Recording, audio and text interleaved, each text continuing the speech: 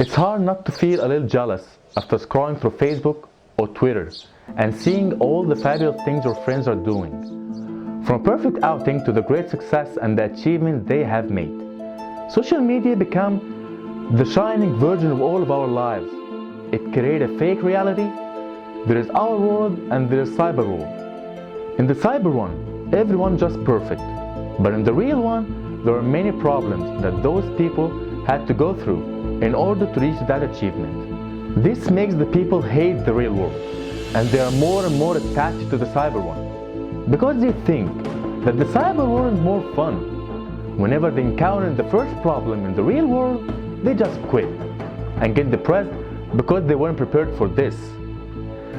This causes people to be less responsible, quitters, and easily depressed. And this is where our children are heading to. Let's see the psychological and social effects of social media on children.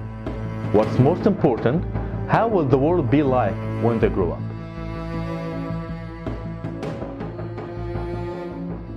The difference between social media and face-to-face interaction is that face-to-face interaction has 7 non-verbal messages that they send. These are the eye contact, the facial expression, tone of voice, posture, gesture, timing, and the intensity of the answer.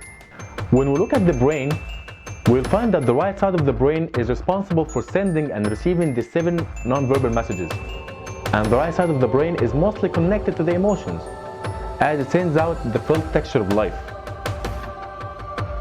So the more people are not sending non-verbal messages and using only verbal ones as in texts, the more people are only using the left side of the brain, and this makes people lack emotions and become more logistic. Even think about how people are going to give you likes on your Facebook is a less great thing. So I'm guessing of a future of humans without humanity. I'm thinking of a future where we are stuck in our cyber world. Social media will create a generation without feelings, without empathy. Empathy is often described as understanding the feelings and thoughts of other people. Many teens that I've dealt with struggle with the ability to recognize another person's emotion due to the shortage of the face-to-face communication that was caused by social media. A world without empathy means chaos and hate. All social media is about quantitatively comparing yourself with other people. This builds up the sense of competition between teenagers, thus building a hate relationship between each other. أنا وصحابي كنا بنحب بعض قوي وبنخاف على بعض قوي. إحنا كنا زي الإخوات بالظبط، وكانت بتوجعني قوي أما بشوف واحدة من أصحابي متضايقة. زمان كان في محبة ما بيننا وبين بعض. Nowadays, even brothers don't spend time with each other.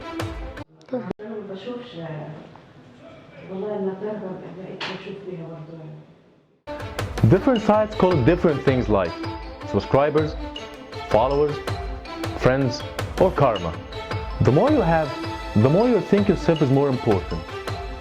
One thing that I've noticed teenagers is how important the like button concerning them. Whenever someone gets a like on his post, it makes him the happiest one in the world. Let's think about it. What will happen if he achieved many likes? This will absolutely have no effect on his life. But they think that a like can change the world.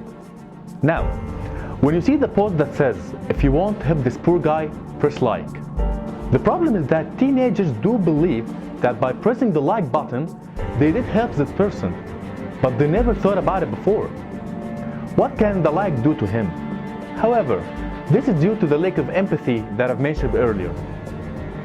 أنا متعودة من وأنا صغيرة إن كل رمضان بنطبخ أكل زيادة علشان نفطر ناس غلابة معانا، وده علشان وإحنا صايمين بنبقى هنموت من الجوع، فبنقول ده إحنا مش قادرين نستحمل الجوع كام ساعة، أمال الغلابة اللي على طول حاسين بالإحساس ده بقى، فكانوا بيصعبوا علينا. أنا كنت بحب ألعب مع جيراني وأنا صغيرة، كنا كلنا بنعرف بعض ونتعامل مع بعض كأننا عيلة واحدة، وجوزي كان في يوم من الأيام جاري، كان ساكن جنبي، كنا نعرف بعض من واحنا صغيرين، وبعد سنين بقى جوزي. That is exactly what I'm talking about. People now don't even know who's living next door. You can't find anyone who knows his neighbors these days. People are becoming less social due to the social media. Let's talk about hobbies. Social media leaves us no time in order to practice our hobbies. Not only that, but it even kills the hobbies inside us. Social media consumes our time. When you look at any child nowadays, what does he do at home?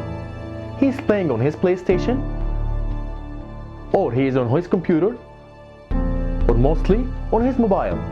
And that is how teens spend their days now. أنا كنت بقضي وقتي في عمل الهوايات اللي بحبها. يعني مثلا كنت بقعد أرسم، أقعد أعزف.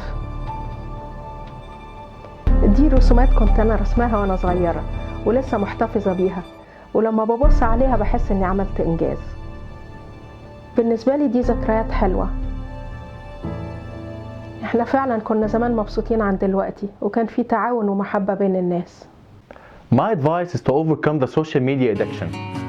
There is nothing wrong about the social media itself, but the addiction is what we're trying to get rid of. I'm gonna give you some tips on how to avoid the addiction. Number one, admit that you are addicted. It all starts by admitting, and then it ends by quitting. Number two, educate yourself. Know how much social media is destroying your life. It kills you as much as a knife. Number three, schedule your time. Include in your daily schedule only an hour online. The rest of the day, open the door and see the sunshine. Number four, make your responses offline.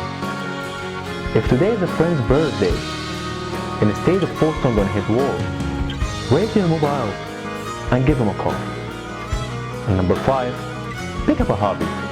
If you want to leave the social media snake, hobbies will encourage you to take a break. The social media world is a fake. It is time for you to wake. Save yourself and live for your own sake.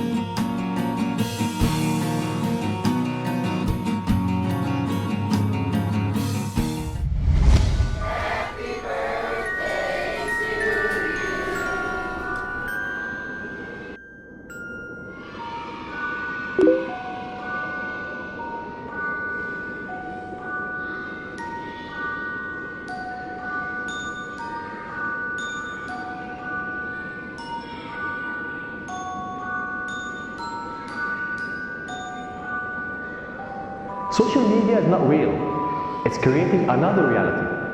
It's a cyber reality that influences us of becoming robots. One by one, this cyber world will be our reality.